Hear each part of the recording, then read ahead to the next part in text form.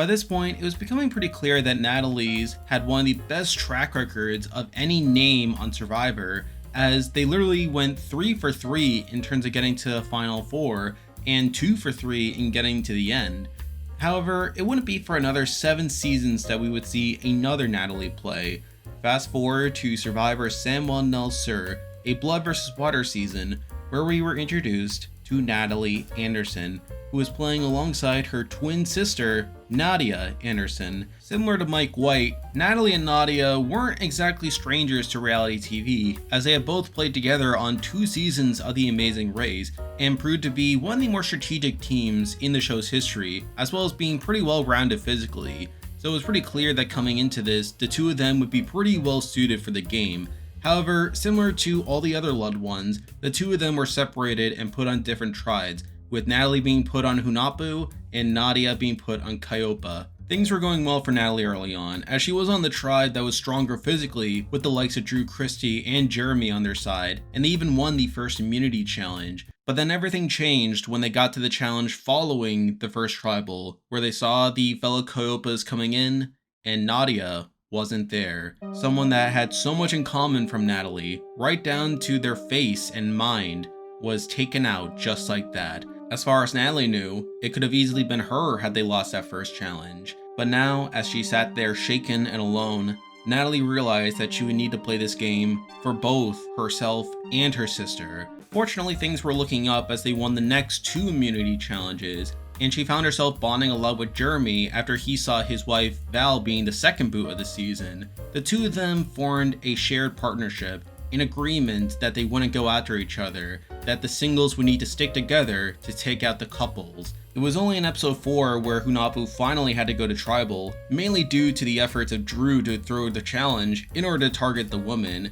Drew suspected there of being an all-women's alliance, despite the fact that the women only made up 4 out of 9 people on Hunahpu. And while Drew had his eyes set on Kelly Wentworth over Natalie, it still wasn't good that there was talk of them taking out the women, though luckily Drew dropped the ball so hard that he himself ended up being the boot, with Natalie joining in on that vote. But then they were hit with a tride swap where Natalie did stay on Hunahpu with Jeremy, where on paper it seemed to be a good swap for her, where she still had a 4-3 original numbers advantage, she had Jeremy, and most of the people on the tribe were singles. However, one of her numbers was Reed, who was reunited with Josh, the only pair on that group. And there's definitely a big concern that Reed could have flipped to Josh's side, giving the original Kaioppas a number. However, they ended up winning the next 2 immunity challenges, so they didn't have too much to worry about. And along the way, Natalie was sent to exile with Baylor, where the two of them found an idol clue,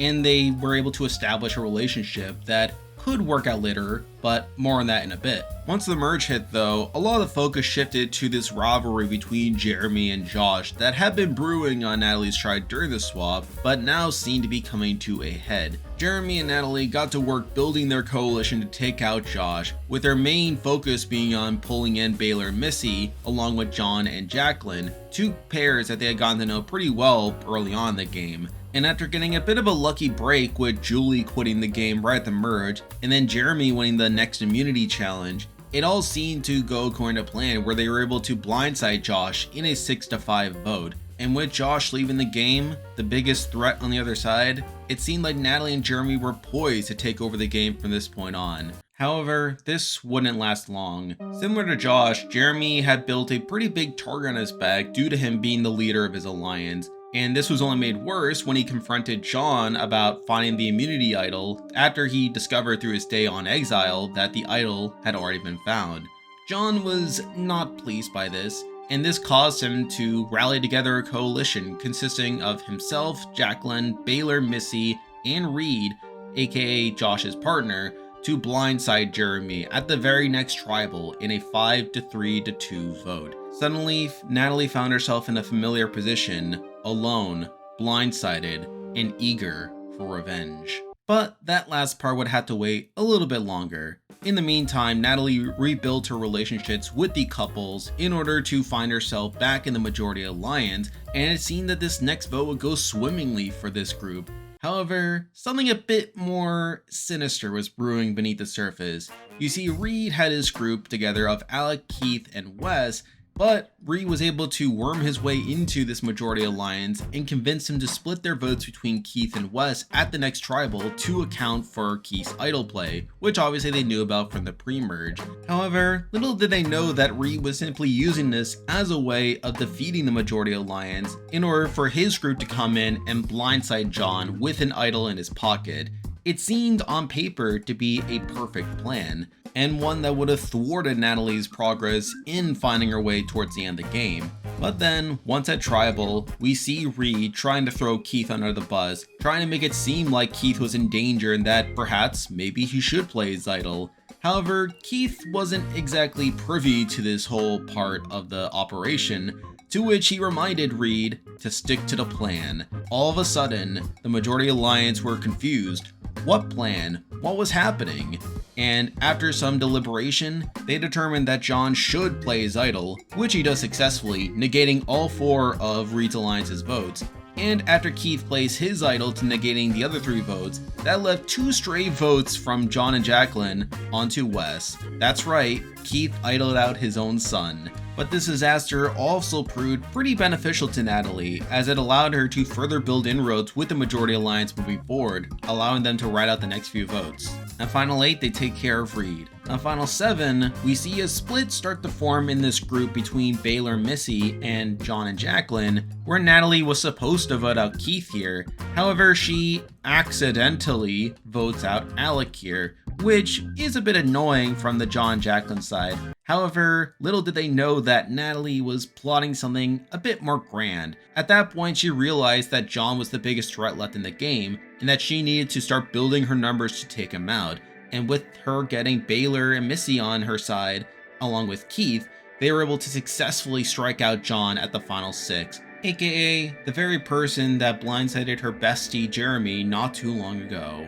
Revenge is best served cold, right? But it would be nothing compared to what would come at the final 5, where at that point, she knew that Baylor and Missy were going to take each other to the end, and while Keith was agreed to be the biggest threat, Keith also won immunity at that point, and Natalie realized that if Keith won Final 4 immunity, that Baylor and Missy would take each other, meaning that she would either be voted out outright or go into a fire-making challenge, which wasn't ideal. Why do that when you can make your life just a little bit easier? With that, she turned to Jacqueline, who was the agreed upon target coming to this round, and they figured, why not keep each other around? We'll take each other to the end. Natalie had also gotten an idol not too long ago, which was about to expire. Why keep it as a souvenir? With that, we get the Tribal, where it seemed at first that Jacqueline was destined to go home. But then, right before the votes are read, Natalie stands up, walks to Jeff, and then turns back to the players and the jury and tells Jacqueline, "Jacqueline, did you vote for who I told you to vote for?" Jacqueline nods. And with that, Natalie plays her idol for Jacqueline, negating all 3 votes cast against her, and with her 2 remaining votes going towards Baylor, Baylor was taken out, breaking up the last couple in the game. The jury was impressed, the players even more so. Natalie had just made one of the flashiest moves in Survivor history, and ultimately one that guaranteed her spot at the end. Keith was a bigger threat than Natalie, so he needed to be taken out first. But even if Keith won final immunity now, Natalie at least had Jacqueline's support, and Keith was obviously more loyal to Natalie at that point than to Missy, so it seemed like Missy would have been the clear target there. Natalie at that point seemed pretty untouchable, and when Keith failed to win final immunity, he was a pretty consensus boot. And with that, Natalie had gotten to the end with Jacqueline and Missy. Once again, another Natalie got to the final 4, and another Natalie got to the final 3. But unlike Natalie White and Natalie Tenorelli, Natalie made flashy moves. She proved to the jury why she was the most deserving player. She was not going to feed off the bitterness of other players. She was not going to be seen as someone that was under the radar the whole time. She was someone that took the driver's seat at the end. As Jeremy said, she balled out. And balled out she did, as she won in a 5-2-1 jury vote. With the only vote that she didn't get outside of John and Baylor, aka Jacqueline and Missy's loved ones, was Reed. It was nothing short of an impressive game, but it was also one where the story wrote itself, considering the way Natalie started, where her own twin sister Nadia was the first boot of the season, And for Natalie to then go on and be the winner of the season is a perfect bookend to a pretty good season, all things considered. Natalie was one of the more impressive Natalies, but also one that fits perfectly within the lineage of other Natalies. She was the 4th Natalie to play the game, but also the 4th one to get to the Final Four, the 3rd to get to the Final Tribal, and the 2nd to win. Once again, Natalies were putting themselves on the map. It wouldn't be for another 8 seasons that we would get another Natalie. By then we were in the islands of Fiji, and here we have, from David vs. Goliath, Natalie Cole, who was fittingly placed on the Goliath tribe. Now this probably stems from her being a CEO and her being used to dominating over others.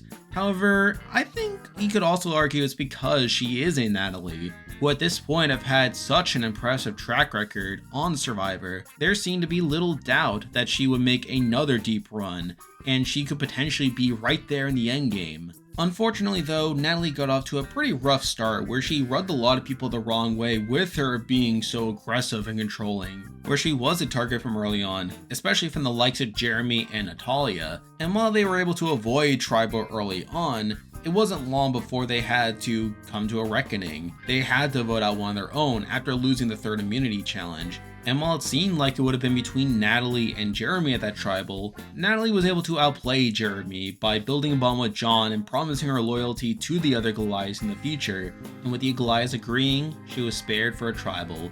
She then gets an interesting swap where the Goliaths do have a 3-2 majority over the Davids. However, her fellow Goliath Mike wasn't exactly willing to play solely by tribal lines, as he was pretty eager to build bonds with the others, particularly Nick, and this extended to their next tribal, where despite there being a plan to take out Lyrsa, one of the Davids, Mike ultimately flipped against the Goliaths to take out Natalie, and Natalie was voted out in the pre-merge.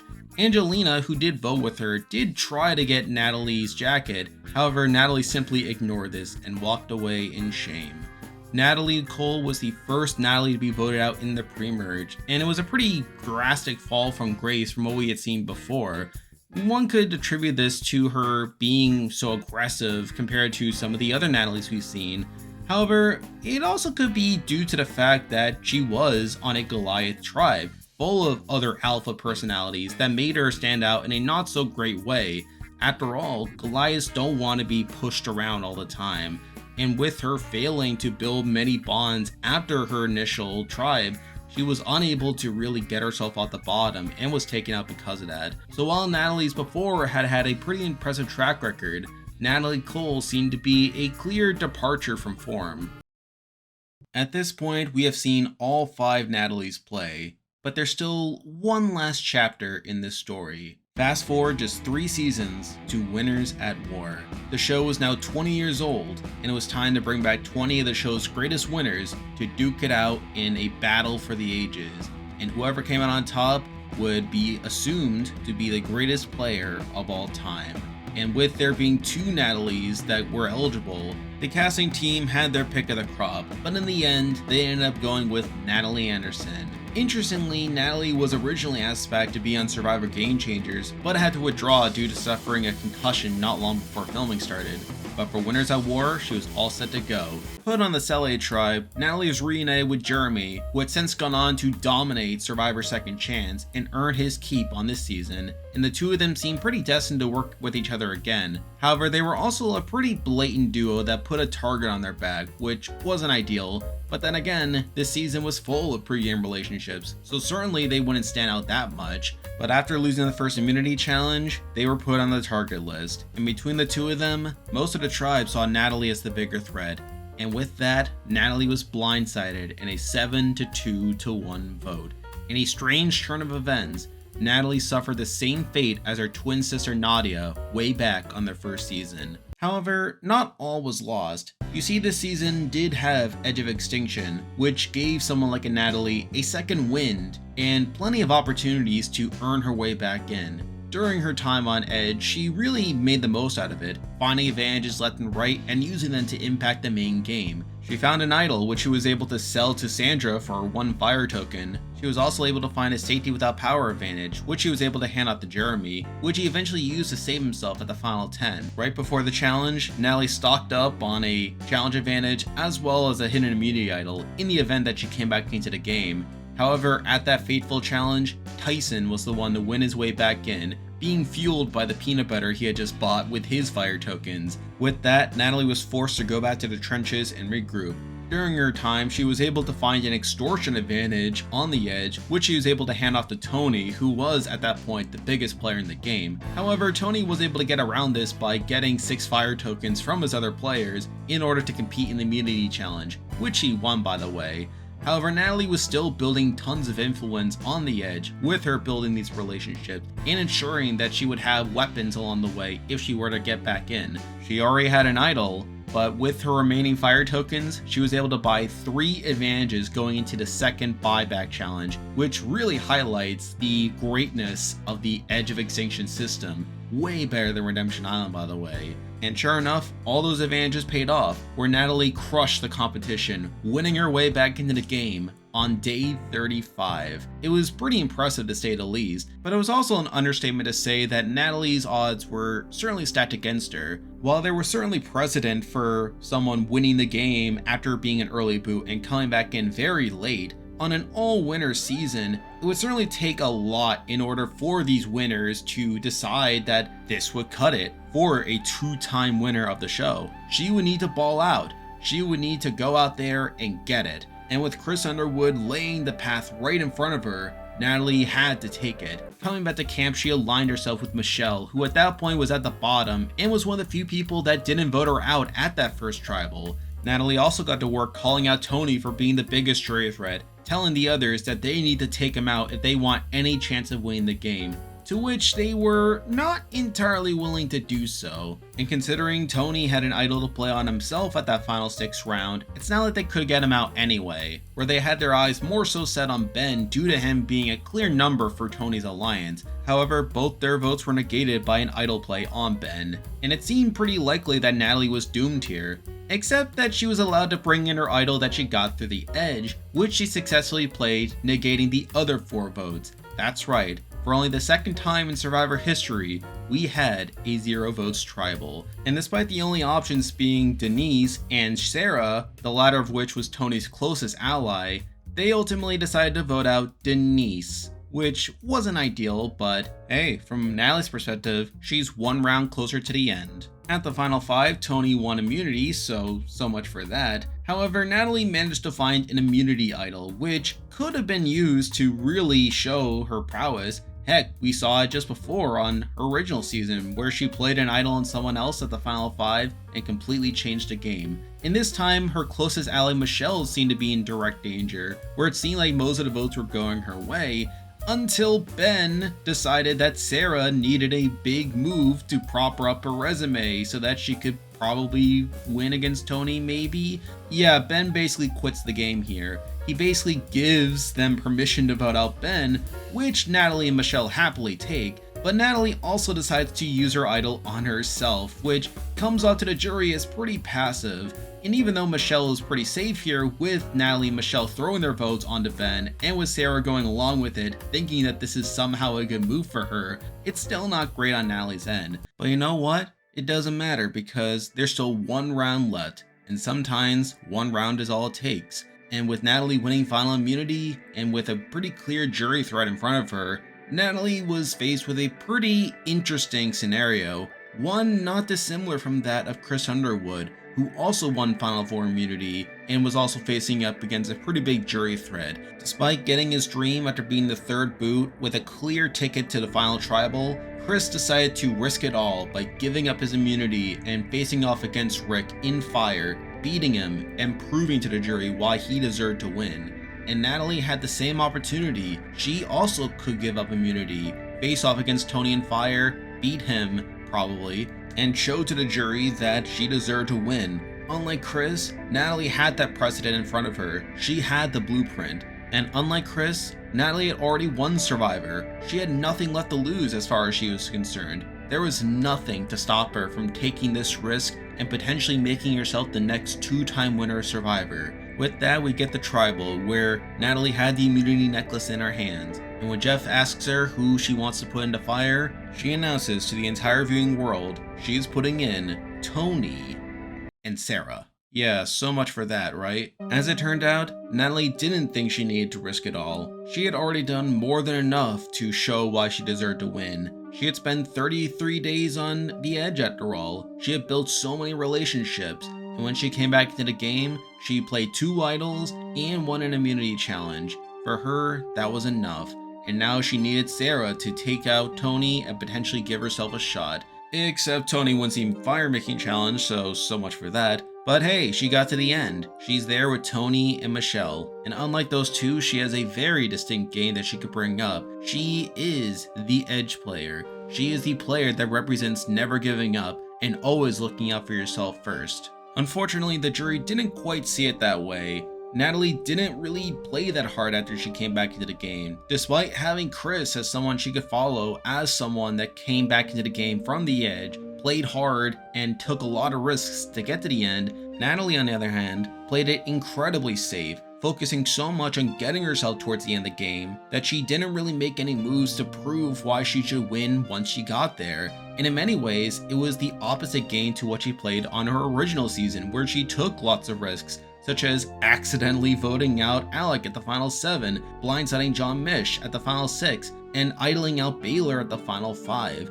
In many ways, Natalie had sort of become a shell of her former self, and when she was sitting next to Tony, who had played one of the most impressive games in the history of Survivor, let alone against a field of winners, it was just too hard for that to be ignored. At the end of the day, Natalie still managed to get 4 votes, mainly from people she had good relationships with, such as Jeremy, Tyson, Parvati, and Ethan, but the jury was overwhelmingly in favor of Tony, who not only played an amazing game, but didn't need to rely on edge to get there, and in many ways, Natalie coming back from the edge hardened his game, but through him surviving, just made him seem even more impressive, and in the end, Tony crushed Natalie in a 12-4 jury vote. In many ways, Natalie's run on Winners at War can be characterized as a continued decline on Natalie's. While we had seen Natalie Cole on David vs. Goliath being the first pre-merged Natalie in Survivor history, Natalie's game, while she did manage to get to the end once again, was marked by many flaws, most of which being that she was, technically, the first boot of the season. And while she did spend most of the season building advantages, affecting the main game, and earning her way back in, once she got back in, she became a shell of her former self. She forgot what made herself a great player to begin with. She went from a player that took a lot of risks to someone that was focused on self-preservation. She went from someone who was hungry to get advantages, hungry to build relationships, and hungry to get a second chance, to someone that was just happy to be there. And it's sort of fitting that this is the last chapter of the Natalie story up to this point, where we saw tons of early success, reaching historic heights compared to any other name in Survivor, but then over time just slowly but surely falling off. In many ways, Natalie Anderson encapsulates the full arc of the Natalies, where we saw her early on have great success, but then come back to very disappointing results. But none of that should take away from the overall success the Natalies have had collectively, where on average a Natalie will make it to day 28,